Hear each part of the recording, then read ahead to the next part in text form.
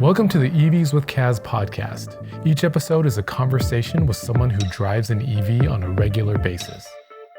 Let's hear from today's guest. Hey everyone, welcome to EVs with Kaz, the podcast version. Today my guest is Liz. Hi Liz. Hi. How are you? Good, how you doing? Good. So I'll let Liz talk about her car, but she actually kind of has two electrified cars. But we'll talk about the full electric first. So what's your current car, Liz? It's a Volkswagen ID4, and it's beautiful blue. Nice. What made you decide to get the ID4? The ID4, so my husband, Steven, pre-ordered the car, or reserved the car, in January of this year because he thought he would need to purchase one for his work. And then kind of forgot about it. So in July, it was finally ready. So we got the call. At that time, though, he had just it's like a week apart, switched jobs, no longer really needed a new car. But we did some math and we went to go see it. We test drove it. We were able to resell my former car for a good amount and apply it to this car. So it's kind of a no-brainer in the end. We did want an electric vehicle. We had the Prius Prime. Mm-hmm. So we were familiar with charging. We were used to charging. And it was just kind of the obvious next step for us. And we really liked the car. So we decided to buy it. We took like maybe a week to decide. From getting the call to purchasing the car. Mm-hmm. Yeah, and selling the Mazda, which is what I had before. Nice. Did like having the Prius Prime help you decide to go all electric for this one? I think we had always liked the idea of all electric, but then having the experience of the Prime kind of solidified that. Yeah, we really liked to be able to like go further and use electricity for those first 30 miles or so, and not be at the gas station once or twice a week. Mm-hmm. That was really helpful. Yeah. I think we really enjoyed that. And we both liked the way it drove as well. The Prius or the? Mm-hmm. Both. Oh, both. Yeah. Mm-hmm. Yeah. Are you able to charge where you live? We can, but we have a ChargePoint charger installed here, so it's great for the Prius. We can charge in 2 hours. Not great for the ID. So at the mall close by, it's now called the Shops at Santa Anita. They have 6 supercharging stations, so we charge there. Mm-hmm. It's like a 2-minute drive. Yeah. How come? Why does it not work well with your Volkswagen? It takes too long. Oh, it would take like a whole day to charge fully. Uh-huh. Yeah, we could. We could charge it overnight and be okay, mm-hmm. But I drive like a minimum of 60 miles a day, and if Steven drives it, then it's like hundreds of miles a day, probably. Mm-hmm. He'll charge like in between somewhere, but there's enough like supercharger stations out where we go that we're fine. Mm-hmm. Yeah. As far as like range anxiety goes, it only happened once so far. Okay, what happened? Where did I go? I think I went to work, and so there's a battery percentage, and it'll tell you what percentage of the battery is remaining and then how many miles you have remaining. And that's not accurate, of course. It depends on how you drive. Yeah. So I was like, I'm just going to drive careful today. And they recommend that you charge to 80 and you don't let it go below 20%, right? So we'd been following all those recommendations. And I was like, for sure, I'll get home within like that 20% or above 20%, be able to charge. And I didn't. So I was going home like super slow. And I think I was at like 19 or 18% or something like that. So it wasn't bad. I wasn't going to get stranded anywhere. I was close to where I needed to go. It just made me really nervous because we had been so strict on only charging to 80 and recharging by 20. So, yeah. Otherwise, it's not a problem. Okay, yeah, that's not bad. Yeah, because I feel if you go below 20, I think that's for like real longevity. Like if you want to have your car for 10 or more years, you know, like the more you can do that, the better. But Yeah, I'm still learning a lot about the car and about electric vehicles in general. Um, Definitely. Still learning. you can watch my channel for. Yeah. Another reason that helped us decide to buy this car is because of the way he reserved it at the time. The ID compared to any other electric vehicle we could have possibly chosen, that this was the only car with no markup. Oh. So that was a huge determiner, actually. Yeah. I should have mentioned that before. Yeah. Yeah. So. Yeah. At the moment that we're filming this, there's still cars in general just really expensive. We're in 2022. There's a lot of inflation. A lot of dealerships like to just get as much money as they can from people. So yeah, that's a big deal. Yep, it was a huge deal. Yeah. So how has your experience been with the fast chargers? Because I know there are people in different areas in the country, I think, have problems with them. I personally, in general, like they usually always work. Maybe there's one dud, but like for the most part, I haven't had problems. What's your experience been like? Yeah, interesting. When we first got the car, so this was in July of this year. We're in October now, right? October. I had some issues. There would be like at the place we usually charge, I said there's 6 stations, like at least 2 at any given time for those first few weeks would just be non-operational. And, you know, call this number if you need help, right? It would just flash on the screen. And then shortly after that, maybe a week later, for a duration of like, I feel like it was close to 6 weeks, they were doing maintenance at all the stations, all the Electrify America stations. They were doing maintenance. And so charging was free. So they got really busy, but they were working. And now they just finished, I would say like a week and a half ago, that maintenance. And now I have had no problem. Yeah. Nice. Cool. Yeah, I wonder. So Electrify America for me has been the one where there's almost always a station that doesn't work. Yeah. But they usually have at least 4. Like at the mall, 6 or whatever, right? So usually it's okay. But I also had that experience. Risa and I went to Vegas and we used, I think, all Electrify America to go up there. Oh, and it must have been, they must have been updating everything because that trip was free. We didn't have to pay anything. So yeah, it was sometime between in like August to now. I don't know how long that's going to last, but I mean, there's nowhere you're going to go where they're fixing gas pumps and they're like, oh, we'll give you your gas for free. You know, No, like, no way. You got to just go to the next one. Yeah. Oh. Speaking of Vegas, we went down to Escondido, California, which is in San Diego County, like 2 weeks after we got the car, maybe 3 weeks. And so we were really nervous. We were doing all the research, where are the stations on the way down? And actually, there's a lot of Electrify America stations. And we had absolutely no problem going down there. Nice. Yeah, we made it down, charge, back, charge along the way, no problem. Do you remember what you used to plan, like what you were looking at? Was it in the car? Was it like an app or? Yeah, we used the Electrify America app. Okay. Yeah, and it'll show you where the stations are, and then I just compared that to Google Maps, to figure out what route we were going to take down. Yeah. So I guess, the charging stations did determine which freeway we took. Yeah. Sure. Yeah. Do you know, does your car, like does it have navigation in it built in? No, it connects to my phone through Apple CarPlay, and I use that. It's really helpful though, because all the CarPlay stuff pops up on the screen, which is right at eye level, which I love. And then if I had to, I could use my phone for something else without disturbing the navigation. If that makes sense. That's one of my. I have lots of favorite things, but that's one of my favorite things.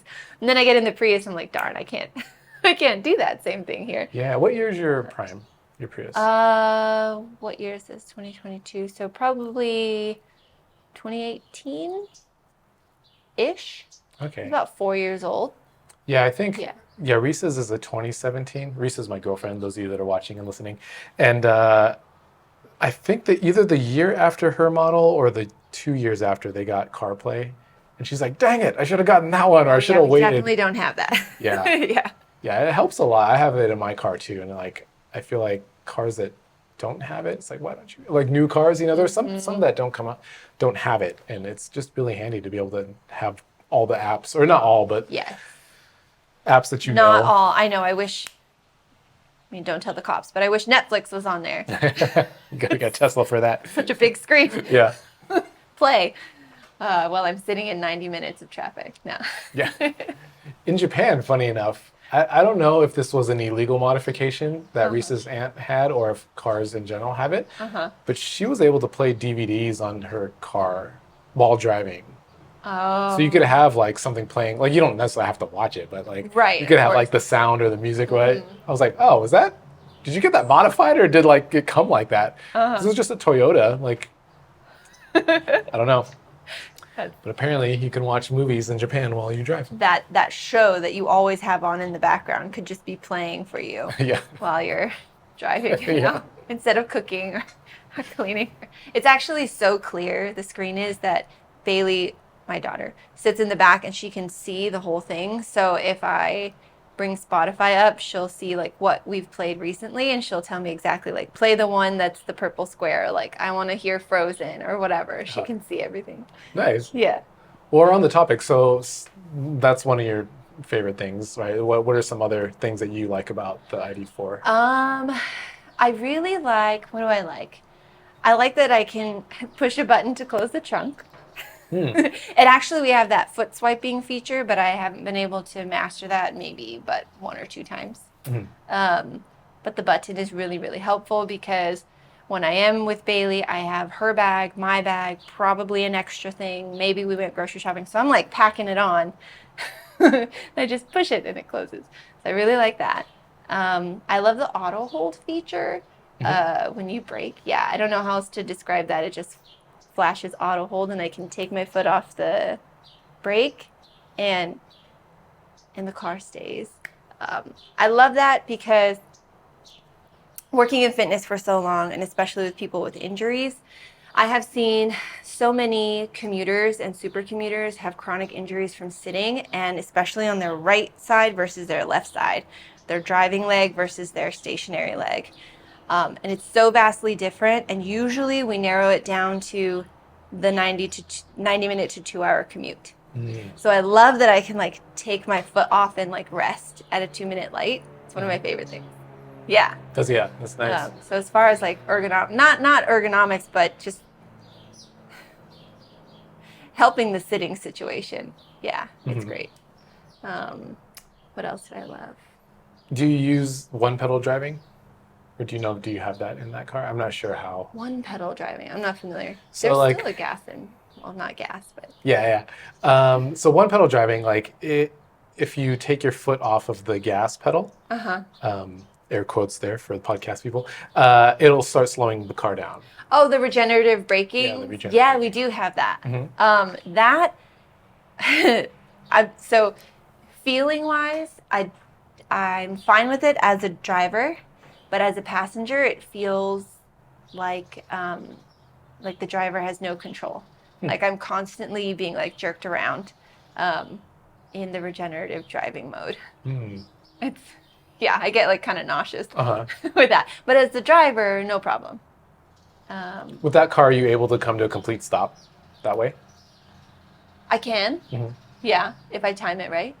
Cool. Yeah. Some cars, like my Leaf, had really weak regenerative braking, so like it would slow down a bit, but like it would not come to a complete stop kind of thing. Like mine is like pretty. I have it on the setting where it's pretty heavy, so I can basically almost never use my brake. Oh. Yeah, I could if I planned it correctly. I could. I just bring that up because of the going back and forth in traffic kind of thing between gas and brake. Like it's nice to just be able to lift your foot off and not have to shift your foot over. It seems like a dumb thing. Like when I first heard of like one pedal driving, like who cares? Just put your foot over to the brake. But it's really nice in stop and go traffic. It is, and I didn't even think about that before. But for the same reason that I just mentioned of like chronic pain and tightness and injuries from driving. Oh, the drum brakes kind of got me because I think it's the back of our drum brakes. Oh. And the front are not. And my grandpa's a mechanic and has been for his whole life. And when I told him that the car had drum brakes, he was like, "What? Why?" I couldn't quite explain the technology to him, but Steven did. And then he's like, "Oh, that's really interesting." Yeah, he's learning a lot about new technology in cars, which is really exciting. So I finally got to drive him in it actually last Thursday, almost a week ago, and he really enjoyed it. So that was cool. That was really cool. Yeah. That's cool. Yeah, I wonder, I didn't realize that. I wonder if it's because it's probably cost savings that they put drum brakes in the back. I mean, you also have regen, so you probably don't need disc brakes. They told us it was because of it helps somehow with the regen braking. I don't know how. I didn't understand that, but they were like, "Oh, it has something to do with this function." I wonder. I feel like it's just cost savings, and they're like, "Yeah, it's a function." Because mine, I think, are disc brakes all around, but I really don't use the actual brakes very often, so yeah, I don't know how much that matters. I love that there's like 2 or multiple profiles that you can have in the screen. So I can have my settings. I could change all the colors that I want, and Steven can have his own. So that's kind of fun. That's cool.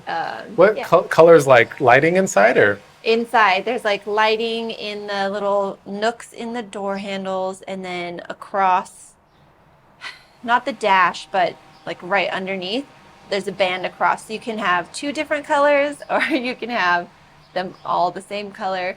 But with a 3-year-old, we love it. Cool. Yeah, she always wants it pink, and then I'm sure during the holidays she's going to request like orange for Halloween, and then Christmas color. So it's fun. It's just one of those things that's really fun. That's cool. The thing that we've had the most, like the just like nuisance trouble with, and I wouldn't even call it trouble, but it's is the key fob is smooth, so there's no clear buttons. And so you could very easily, what we've done a lot of times is push the panic button, which is right next to the lock button. I don't know why, but it's not a button, right? It's a smooth piece. So that's been fun in parking garages. And then there's definitely the feature, right, where if it's in your pocket or it's in your bag, you can approach the vehicle and open the door without using the key fob at all. But I'm constantly opening the back door for Bailey to get in. And if I unlock, I have to I don't even know. Like I said, I'm still learning, but I have to push the unlock button like 3 or 4 times to get all the right doors to unlock, to then go ahead and open it for her. It's a learning process, and I don't know why. And it's not only me that has the issue; it's Steven as well. So we're gonna have to figure that out. How about, so the thing that I've heard about the ID4, and it's always hard when you hear news about like Tesla. I know Tesla gets a lot of like negative stuff, but a lot of people that I know that have Teslas haven't experienced that. So I don't know if it'll be the same with you, but a lot of people have really complained about the software in the car. Either being like crashing, or I don't know exactly. Have you had any negative experiences with the software in the car? Not in the way I think you're describing, but I do have CarPlay disconnections pretty frequently. And like the audio will cut out. But because I take the same commute every day, I have noticed that it's in like the same spots on the freeway. So I think it's less to do with the car and more to do with like a dead zone kind of. Yeah, my CarPlay like always disconnects as I'm transitioning from like the Santa Monica 10 to like the downtown like interchange area. I don't know why. It's pretty much consistent every day. Is it wireless CarPlay that you have? Or do you plug it in? Okay. It's wireless. Oh. Yeah. Interesting. Yeah. Well, I'm glad you're not having like other software issues, because I think... No, not yet. Like what? I don't remember if it's like people's screens are like going off, or... No. Yeah. We haven't had that issue. Yeah, I can't remember exactly what it was, but I know people have been complaining. So yeah, I don't know. Yeah, every now and then, I think it's still kind of new, so I give it some grace. But, you know, it'll flash me a little message that says, like, I'm adjusting your seat now, and it doesn't. Not that I need it to, but I know there's a feature where you can set your seat position, and it'll remember what it is. And it should, once I get in the car after Steven's been driving it, and tell the car that it's me, use my profile, or even push, like, the button on the seat. It, like, doesn't remember the seat settings. So I'm adjusting it. But I mean, that doesn't bother me so much. But yeah, still kind of it annoying, should but- remember it, and it doesn't remember it. Yeah. It's fine. I will say, switching from driving the Prius, because we switch depending on who is going to go the furthest that day. So sometimes I'll drive the Prius and use that little, you know, shift knob, and then I get into the ID, and it's in a totally different place. And the motion is different, right? So I'll forget, and I'll, like, be grabbing down here for the knob, and it's not there. And then the funniest thing, I think, because only I do it, is in the ID, in order to shut off the car, there is a button, or you can just open the door and the car shuts off, which I often do. I never use the button. So then in the Prius, I'm driving it, and there is a power button. I'll just, like, get out and start getting my stuff, and the car is still on. Like, oh no, I forgot to turn it off. Yeah.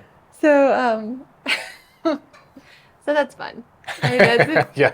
that's just an example of the joys I'm experiencing, having two different cars Switching. with two different technologies. Yeah. Yeah. So I asked our last guest, Steve, but it's a little bit different with you because you have a car that has gas. Like, if you like had to get another car, like, let's say you had to get rid of these cars and you had to get another car, would you go back to gas? Or I guess would you get another hybrid? We wouldn't go back to gas unless it was some sort of emergency of some kind. It would be, so my husband and I differ. It would be my preference to keep a hybrid option. But he is fully committed to, if we had to buy another vehicle. I mean, he's looking nightly. He window shops on his phone at cars all the time, at other fully electric vehicles. But the reason I like the Prime is because, just in case, we just had a heat wave, right? And we were being told, like, don't charge your electric vehicles during prime time, do it early morning, do it late night. And everything was working fine. But it was those types of things that kind of stick in my mind, and all of the, you know, apocalypse movies where I'm like, what if we lose power? At least I'll have some gas in the car, in the other car. So that's my only really overthinking hesitation. Yeah, fully admitting I'm overthinking it. But Okay. if we ever did, get another car, I think, which might happen in the next 5 years or so, it will probably be an electric vehicle. Yeah. I forgot to ask, what's the range on your car? The range is like 280, but functionally, I would say 280, right? If we charge it higher, it might be a little bit higher, but give or take. Okay. Well, Yeah. good range. Yeah, it's a good range. The whole instruction of don't charge beyond 80 and don't let it go below 20 is like, well, they say it's a 300-mile range or 275 or whatever, but really I'm only getting a percentage of that because I can't charge higher and I can't let it go. I can't, like, use it beyond the 20% battery. So in the beginning, that was my little, like, gripe, but it's been just fine. Cool. How was the buying experience? Like, did you get it from a dealership? Like, I know you pre-ordered it. Yeah, we got it from the Pasadena Volkswagen dealership, which we discovered when we were there is the, like, original Volkswagen dealership in the U.S. or California. I can't remember. They're, like, one of the oldest. And they were really nice about it. They gave us a few extra days to make up our mind. So the buying experience was pretty smooth. In fact, we took the toddler with us every time we went, and she was taken care of, and They had a TV on for her, and she didn't get bored, and yeah, it was good. Well, that's great. I feel like most dealership experiences aren't all that great. At least in my experience, I hate going to the car dealership. So yeah, I think it just depends in my experience, sort of what questions you have and how much you know going in. So I really didn't do much of I wasn't in charge of the buying process. Stephen kind of handled that. Of course, he had ordered it beforehand, and then I don't think there was any negotiations, right? Because like I said, there was no markup or anything like that. It was just like, do you want it? Do you want the add-ons? Yes or no? Okay, here's your car. nice. Type of thing. So it's pretty simple for us. So we're nearing the end. Is there anything you wanted to plug, or do you have any shows? So I didn't mention that Liz and I played in a drum group together for 5 years. She's still in it. I left recently. So is there anything happening? Anything interesting? We have some stuff happening in fall. We're gonna, nothing local though. We'll be up in Merced for a concert. And then we have another one in January out in the desert. And then a pretty long tour in the spring. I can't tell you the dates because I don't remember off the top of my head, but we're looking forward to it. Cool. Yeah. Nice. All right. Well, if you guys are interested, you can look it up on tycoproject.org, I think, right? I believe that's correct. I wonder if you guys have docs. I don't remember. Tyco Project. I'll put a link in the description. You guys can check it out. Google it. Yeah, Google it. You'll find it. Cool. Well, thank you, Liz, for taking the time to talk about your vehicle. And maybe I'll check in again in a year and see if it's still good. Or... if anything's changed. Yeah. It might be a long podcast. It might be a short one. I don't know. But yeah. Cool. Yeah, thank you for your time. Alrighty. We'll see you guys next time. Bye.